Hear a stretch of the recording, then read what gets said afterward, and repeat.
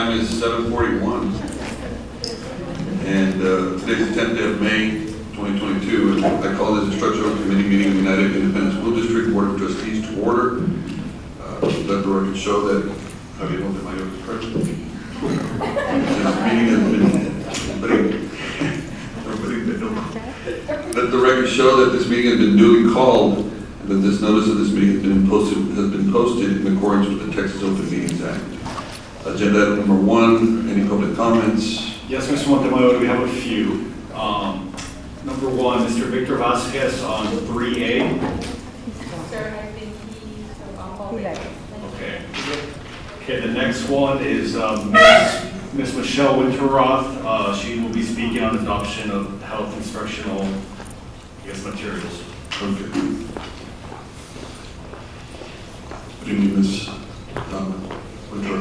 So for the record, Michelle Donovan Winterroth. In a nutshell, I just want to say thank you for standing up for the people of UISD. After everything I heard, seems like you're really the only one who's sticking up for the people when taxpayers are students. On this other thing that you guys got going on, just do what's right for the students. I've looked at the thing you guys are trying to implement, and it pains me to say it, that's why I call it a thing. No type of sexuality, transgender stuff, or anything of that nature should be taught in our district. None of it. Our school district is to teach academics only, and to make sure that our kids grow up to be good, productive citizens. We don't need to downplay things like, oh my God, your feelings got hurt. But we need to toughen up our kids, because if we don't, they're going to go out into the real world weak, and that is not what we want. So in a nutshell, I'm imploring that each and every one of you do what's best for our children when it comes to this item. Thank you. Okay, next we have Ms. Cynthia Vasquez on the same item.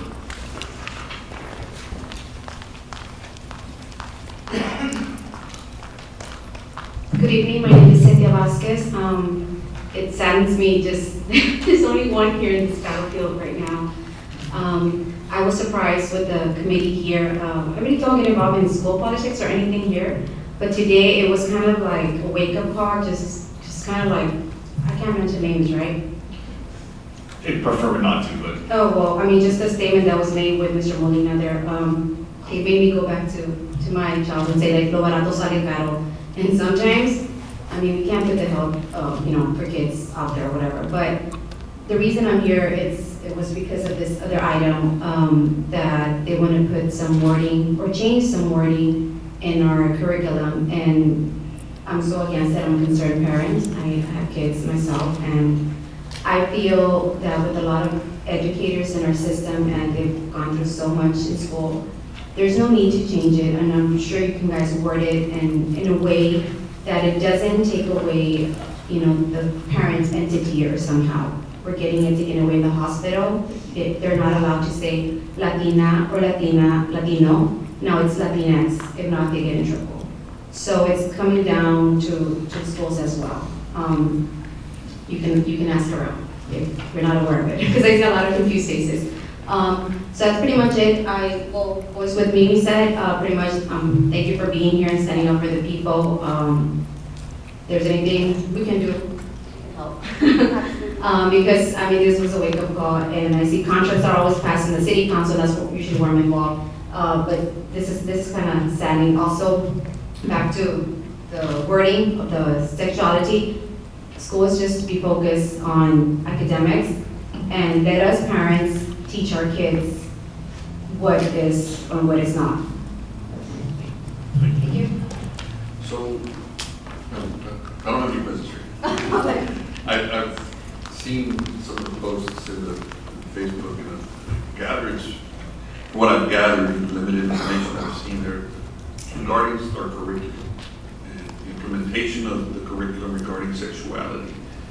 I think that's the issue, if I'm not mistaken, in general, that's the issue that the public comments were directed at. And we still have 2 left, FYI. Oh, I'm sorry. Yeah. I guess. Okay. Next on the same item, Mrs. Dolores Medrano. I'll turn that on. Good evening, Dr. Medrano. Hi, how are you? Thank you so much for staying a while there. I thought it was there. Only at the top, man. Yeah, I really appreciate it. It helps to have an audience. But anyway, my name is Dolores Medrano. I'm here representing a group of citizens and also some religious leaders in our community. I want to, first of all, I know we're not supposed to mention names, but I want to thank this person that's sitting over there that heads the textbook committee because of the gracious manner in which we were treated, because we wanted to review the material, and in the professional manner it was done. We didn't feel that we were asking for too much. We were treated very well, and I like that. Because as a community, we want to be able to access. I think we're going to become more and more involved in what's happening in the district, especially since we only have one board member that thought it was important enough to stay to hear about instruction, which is what the case is about. But anyway, we have to understand that a textbook adoption is developed for a nationwide market. And that market usually is California, New York, and Texas, which means they're not really considering Laredo and our Hispanic heritage and our Hispanic and conservative values. So when we look at this adoption, what they've basically done is promoted the concept that a trusted adult is more important or equal importance to a parent, and that a child should communicate their concerns, anxieties, worries, or whatever fears they have to this trusted professional. And my concern is, how can a trusted professional love that child more than his parent? Who knows better what that child is supposed to get from a family than the parent? And what we have here, I think we all know, we've seen it in the paper all the time, that these trusted adults are often predators in our own school district. And I think we cannot diminish the role of the parent, and that is mainly our concern here today. We want to preserve that. Just because in other parts of the country they're comfortable with trusted adult, that doesn't mean we are. I also want to talk about the concept of dating. I mean, when I was a young girl, I had my first date when I went to the senior prom, and my grandmother and my mother had to beg my dad. And here we're introducing dating in 5th grade. Now, I know a lot of things have changed since I was a young girl, but I bet you ask any parent here, and they're not going to want their child introduced to dating in 5th grade. And I guarantee you that when this is introduced in your schools, and believe me, you know who's going to teach it? The coaches. The coaches are going to have to go into this topic with the kids. Are they really trained to do that? Because the kids are going to have questions. The minute the kids go home and they say, I want to start dating, because my school and my coach said it was okay. Do you think you've got problems now? There's going to be even more problems. That's all I have to say. Oh, one more thing. I think you should develop your own curriculum, which is allowable. Don't let the textbook be the curriculum. You develop a curriculum locally. You can do that. Integrate whatever needs to be done and involve your community, and you'll have a safe product. Thank you. Thank you, Dr.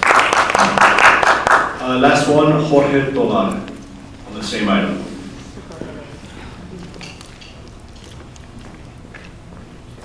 Good evening. Good evening, Mr. Cole. Thank you to my all for staying. Somebody's buying me dinner.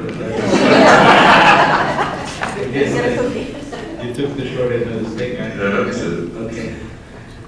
Well, it seems that the basis of the instruction of this material overemphasizes on feelings and emotions, which leads to the training the child's mind and resetting any skill and purpose for life that the children learn in home, in their own home. It is focused to instill an idea that there isn't a higher purpose for their life, pushing them to think that they are not unique in God's likeness and image, but instead that they're a victim of their emotions. So the content is inappropriate at the age level, such as introducing the idea of anxiety and worry to a kindergarten. The role of trusted adults is introduced while the parent role is teaching what a trusted adult is, rather than the innate knowledge that they have that their parents, family, and people that have raised them are there for them. This, combined with the absence of God as the meaning for life in the content, is unhealthy for the child. Overall, the content is less health-related and more of emotional evaluation that focuses on directing the child's mind, removing the core values that America has been rooted in since its founding, such as the security the child is taught at home, their faith in belief in God, and the ability to overcome circumstances. That they were made in the image and likeness of God as one unique being, that all of their feelings are for a purpose and not by chance. The training geared to remove those beliefs and replace with fear, being the victim of the child's feelings, and that the child has no purpose in those feelings. Parents should be the primary sex educators of the kids. If parents are unwilling, well, then the church might step in and teach or help equip the parents to be able to teach their kids that they should save sex for marriage and how they can do it successfully and they can enjoy healthy relationships as a single young adult. So not so long ago, sex education in public schools involved a couple of uncomfortable hours, in my case, looking at simple line drawings showing human growth and development and listening to advice on how to be careful, respect others, and save sex for marriage. Parents have two main concerns about sex ed today. This is sexualizes children, and that is loaded with LGBTQ indoctrination. For example, did you know that some are teaching children that they, I'm almost done. You can go ahead and finish. Some are teaching children that they could be born in the wrong body. Young teens are shown videos with techniques to pleasure their sex partners. Students are told to get secret abortions without telling their parents. So this material leads to a campaign of silencing conservative and biblical values in a student's life. So while we love our people, because I'm a pastor, and we love our people, but we don't and will not embrace all ideas. Our children are asked even questions that would absolutely impact their safety. Questions such as which restroom they prefer to use and which sex do they prefer to room with on overnight field trips. So that is disturbing. So we need to stand together firmly to protect biblical values no matter where the culture wind blows. And to end is, if no one else, we need, I'm talking about boards and the parents and the people, we need to protect the rights and maximize the power of parents to choose the form of education they wish for their children. Be it in public schools, secular, religious, private schools, or homeschooling, it needs to be done. So my advice is you listen to the parents and their message, and let us stand up together so we can make a difference. Thank you. Thank you very much. So, if I may, on behalf of the Visa Liberos, she had a commitment at 8 o'clock, that's why she's not here, she had to take leave. And on behalf of Mr. Ramirez, normally in the instruction meeting, he's been hospitalized as of 4:30 with split dollars. Thank you. All right. Thank you for everyone for your comments. And I think that's some of the topics that our state and our local community are looking at. So Ms. Lessa, it's on your lap.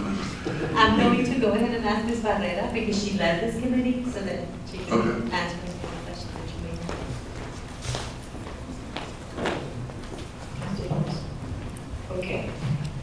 Good evening. Good evening. For the record, I am Dolores Weiss Barrera. I am the Executive Director for Student Support Services. It's a new title for me, and I'm excited about this.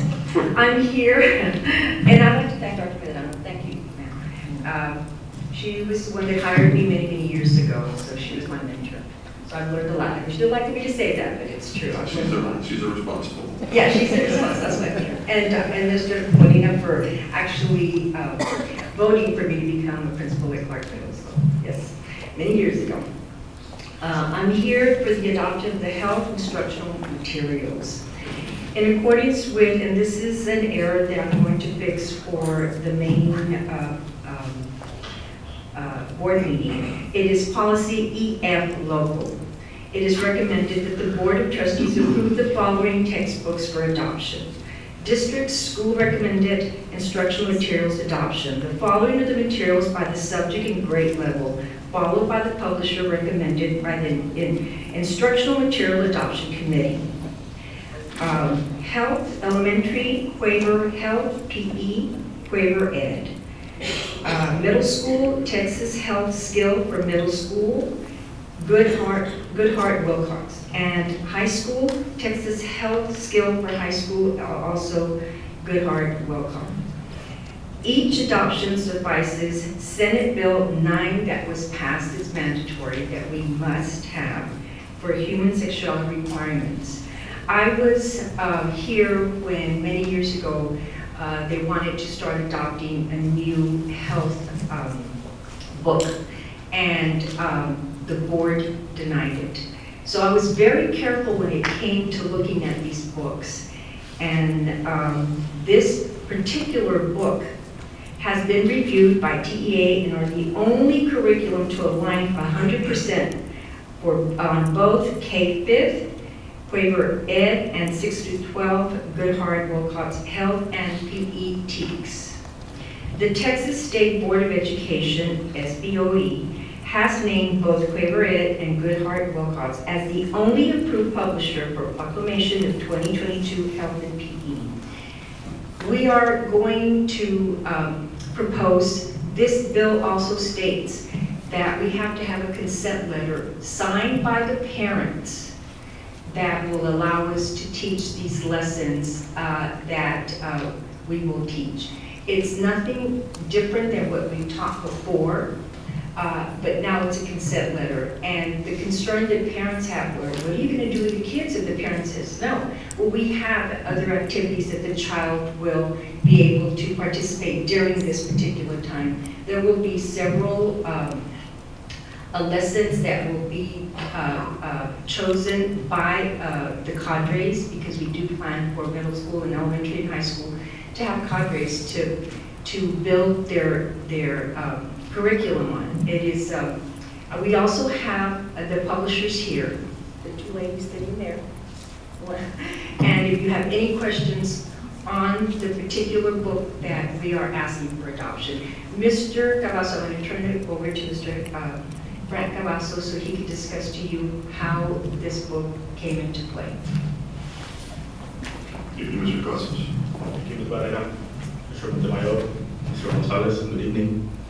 Well, the way we came across this book is that we ended up, like Ms. Barrera just said, we ended up choosing these two companies because out of all the companies that submitted to the SBOE for approval for this subject, for this adoption, these were the only two companies that had that SBOE backing, right? As well as they're 100% signed to the TEKS. So that's the reason we ended up looking at them. So the way they got chosen is that we have a committee, an adoption committee that actually is comprised of the teachers that actually teach health. And they got together, they sampled it, they looked at all the different items, all the content, and they ended up approving it. That was one part of the approval, right? The other part of the approval was the two SHAC meetings that we held, where the publishers came and they talked to us and they talked to the parents and the people in the audience, and they let them know what it was that was in the content and some of the things that they're doing to minimize, you know, like the letters that they're sending out to the parents to let them know what's going to be taught, what weeks, and how they're able to get their kids to opt out, right? And you know, some of the coaches, some of the coordinators were also there that day, and they were able to discuss with the people as far as just what the kids will be doing when they opt out, right? If they opt out. So a lot of this was discussed with them, and at the end of the day, these are the two companies they approved, right? So at this moment, this is why we're asking for the approval of these two companies, right? Or we're bringing it up to any questions that you guys may have. If you have any questions, what company is here?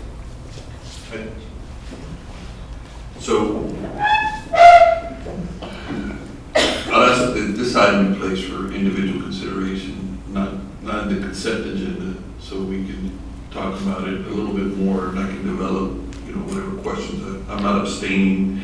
I'm going to ask that I get a little more educated as to what is being requested from some of these individuals that were up here, what Ms. Lessa and her department indicated, and we can talk about this book. So I can go ahead and have more of an intellectual conversation with my colleagues about this and the pros and cons about it. And so I'm sure they will have some questions as well. So. It is an online book, and I'm more than happy to state that they will give you access to it, so you can see the lessons and see the letters that they're recommending. Of course, the executive directors will have their input on the letters also, and what is going to be taught. Because there's about 196 lessons that we can select. I'll take a look at that. I do think our State Board of Education is somewhat conservative, as our governor is, and so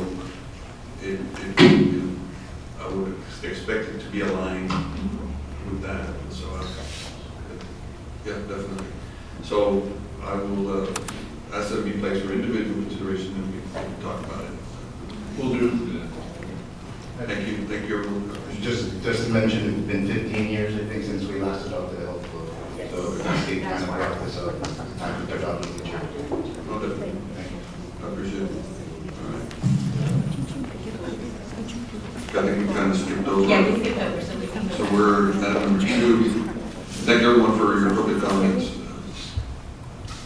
Item number 2, update on mental health services provided during the 2021-2022 school year.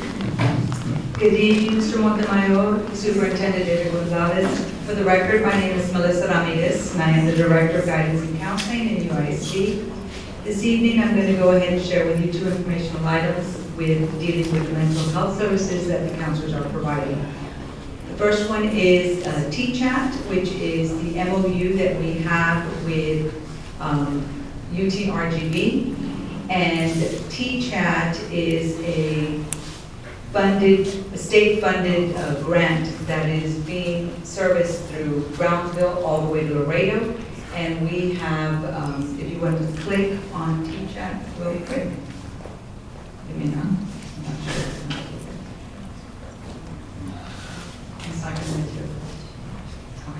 So T-Chat is a service that we are using. We started with LBJ and Los Obispos last year. It is a collaborative with UTRGV. We do have an apparatus that is located in a room where the students are getting telemedicine, and it is there for the students and the parents to come in and get that service. I just want to give you a few numbers here. Students that have been referred, we have 325 students that have been receiving T-Chat. We also have,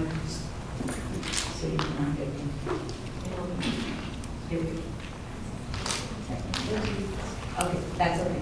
And I want to mention to you that through T-Chat, we have had 100 students that have received therapy sessions through therapists, and we've had 9 students who have received psychiatric assistance at Los Obispos Middle School.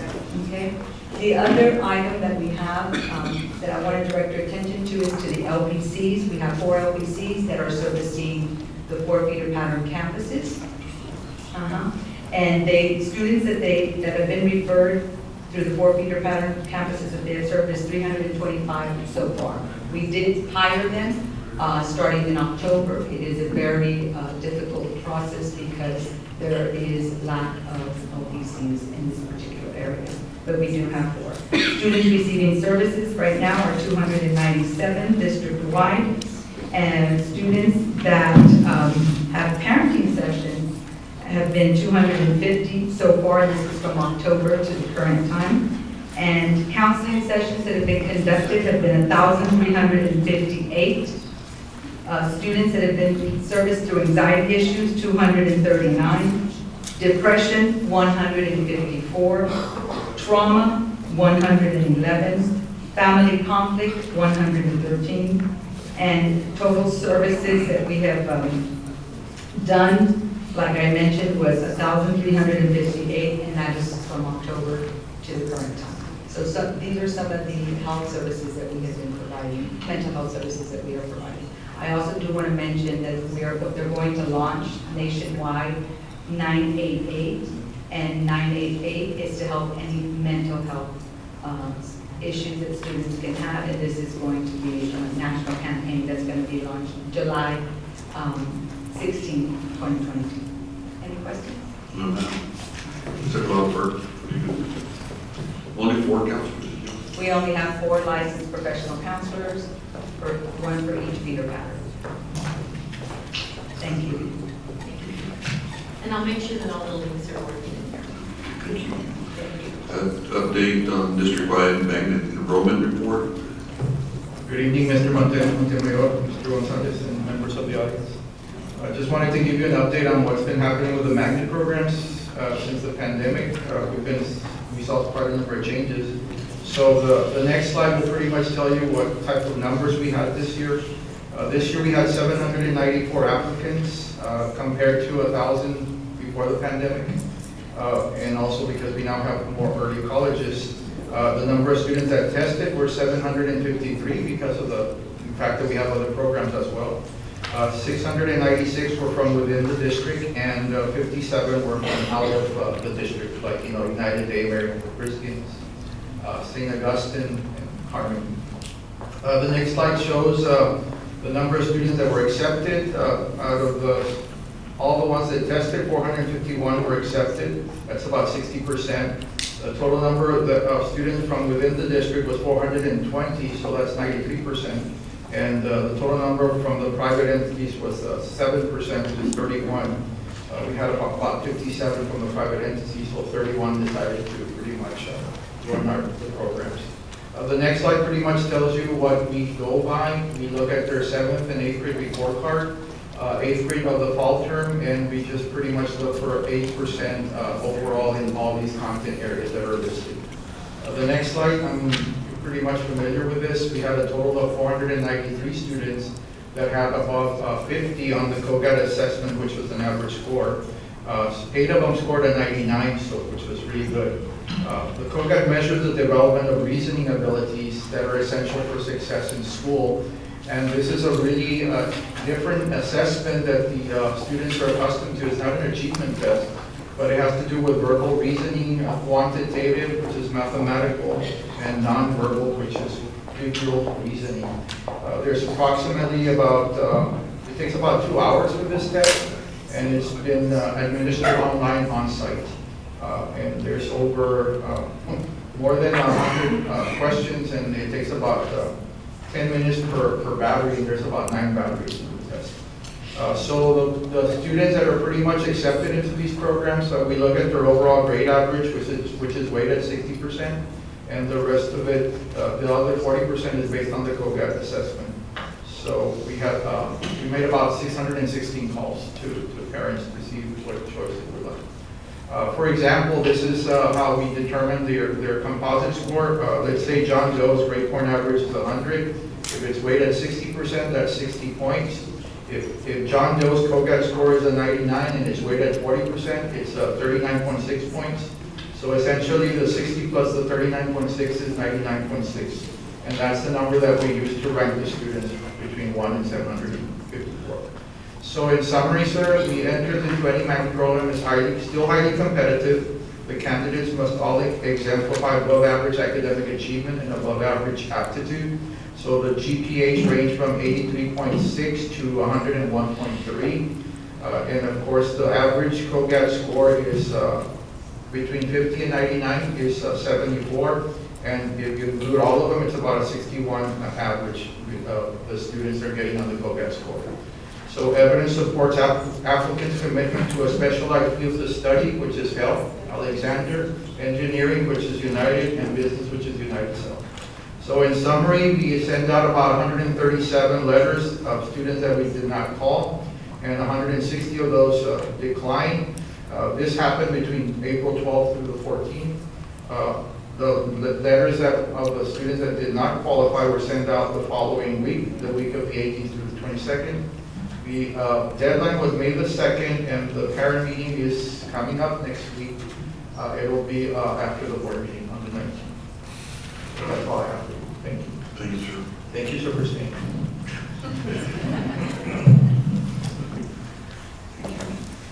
Okay, item number 3,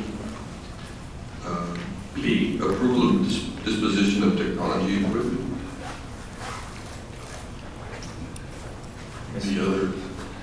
The other Cavazos. Yes, sir.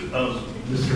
Montero, Joseph, I presented this item at The business. Okay. Mr. Do you have any questions, Mr. Montero? What is the disposition of technology equipment mean, just pretty quick? Yes, sir. This is something that has been done before and approved by the Board of Trustees, Mr. Montero. Yes, whereas through a TA form called a Uniform Transfer Agreement, exiting students that are have some type of special education necessity, they get transfer a piece of equipment that is integral to their well-being and surviving for a symbolic amount, $1 or whatever is recommended by our superintendent. It's their assistive technology that they've used and are accustomed to it.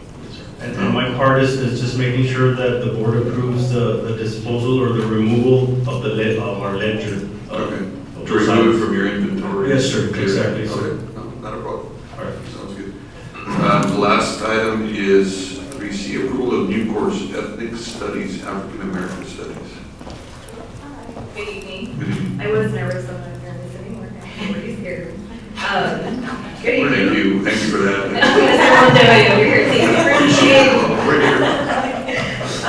Good evening, Mr. Montemayor, Mr. Gonzalez, and whoever's left behind me. Thank you guys for staying. My name is Sylvia Flores. I'm the high school social studies instructional coordinator. And so I come before you today to propose our second ethnic studies course.